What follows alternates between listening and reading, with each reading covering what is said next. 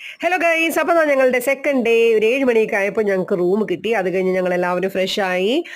നമ്മൾ ആദ്യം ഗോവിന്ദരാജ ടെമ്പിളിലും പിന്നെ ലക്ഷ്മി കോവിലിലുമാണ് കേട്ടോ പോയത്. പിന്നെ അത് കഴിഞ്ഞിട്ട് ഒരു 12:30 കൂടി ഞങ്ങൾ തിരിച്ച് ശ്രീനിവാസത്തിൽ വന്നു. അപ്പോൾ അവിടെ അന്നദാനം ഉണ്ടായിരുന്നു. സാമ്പാർ സാധവും പിന്നെ തൈര് സാധവും ചട്നിയും ആയിരുന്നു കേട്ടോ അവിടെ അന്നദാനം.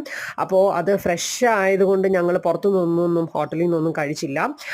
അവിടുത്തെ തന്നെ അന്നദാനം കഴിച്ചു. പിന്നെ നമ്മൾ നേരെ റൂമിലേക്ക് ചെന്നു. കുറച്ച് നേരം നമ്മൾ ഒന്ന് റെസ്റ്റ് എടുത്തു. ഇനി രാത്രി നമ്മൾ തിരുപ്പതി ഭഗവാനെ തൊഴാൻ വേണ്ടിയിട്ട് അവിടെ പോകാനുള്ളതാണ്. അപ്പോൾ കുറച്ച് നേരം റെസ്റ്റ് എടുത്തിട്ട് ഒരു 6 ഒക്കെ ആയപ്പോൾ നമ്മൾ വീണ്ടും ഫ്രഷായി, കുളിച്ച് ഫ്രഷായിട്ട് നമ്മൾ തിരുമല കയറാനായിട്ട് ഞങ്ങൾ ഇറങ്ങി.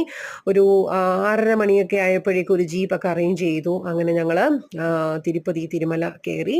അവിടെ ഒരു 8 മണിയൊക്കെ ആയപ്പോഴേക്കും എത്തി. ഞങ്ങളൊരു 500 രൂപയുടെ വെർച്വൽ സേവ അതായിരുന്നു ഞങ്ങൾ ബുക്ക് ചെയ്തിരുന്നത്.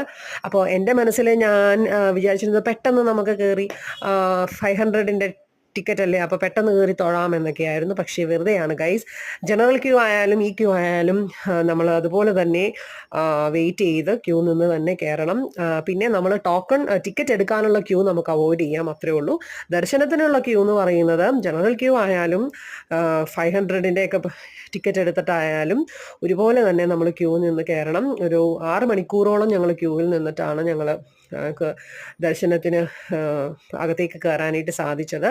അപ്പോൾ ശരിക്കും 9 മണിയായിരുന്നു ഞങ്ങൾക്ക് ദർശനത്തിൻ്റെ ടൈം നമുക്ക് എഴുതി തന്നിരുന്നത്. പക്ഷേ ഞങ്ങൾ എല്ലാം കഴിഞ്ഞ് ഞങ്ങൾ പുറത്തിറങ്ങിയപ്പോൾ ഏകദേശം 2:15 സമയമൊക്കെ ആയിട്ടോ വെളുപ്പിനെ. അപ്പോൾ അതെന്ന് പറയുന്നത് ഇപ്പോൾ ഞങ്ങൾ കഴിഞ്ഞ തവണ ദീപാവലിക്ക് പോയപ്പോൾ ജനറൽ ക്യൂവിലാണ് ഞങ്ങൾ നിന്ന് തൊഴുതത്. അപ്പോൾ എനിക്ക് തോന്നുന്നു ഇതിനും കുറച്ചുകൂടി നേരത്തെ ഞങ്ങൾക്ക് തൊഴാൻ പറ്റി. അപ്പോൾ അത് നമ്മളുടെ ഒരു ഭാഗ്യം, ഓരോ സമയത്തെയും നമ്മുടെ ഭാഗ്യം പോലെ ഇരിക്കും. എന്തായാലും ഭംഗിയായിട്ട് തൊഴുതു എന്നുള്ളതാണ് കേട്ടോ. എത്ര നേരം ക്യൂ നിന്നാലും കുഴപ്പമില്ല. ഭഗവാനെ നല്ല ഭംഗിയായിട്ട് തൊഴാനായിട്ട് സാധിച്ചു. എല്ലാവർക്കും അതിൻ്റെ ഒരു സന്തോഷമായിരുന്നു കേട്ടോ. ഏകദേശം ഒരു 2:15 കഴിഞ്ഞപ്പോൾ ഞങ്ങൾ പുറത്തിറങ്ങി.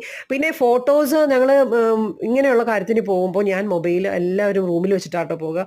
കാരണം നമ്മൾ ഇതിൻ്റെ സമയത്ത് വീഡിയോ ഒക്കെ എടുക്കാൻ നിന്ന് കഴിഞ്ഞിട്ടുണ്ടെങ്കിൽ നമുക്ക് ആ ഒരു ഭക്തിയുടെ ആ ഒരു ഇത് നമുക്ക് കിട്ടത്തില്ല. നമ്മളെപ്പോഴും വീഡിയോ എടുക്കണം എന്നുള്ള ആ ഒരു മൈൻഡായിരിക്കും.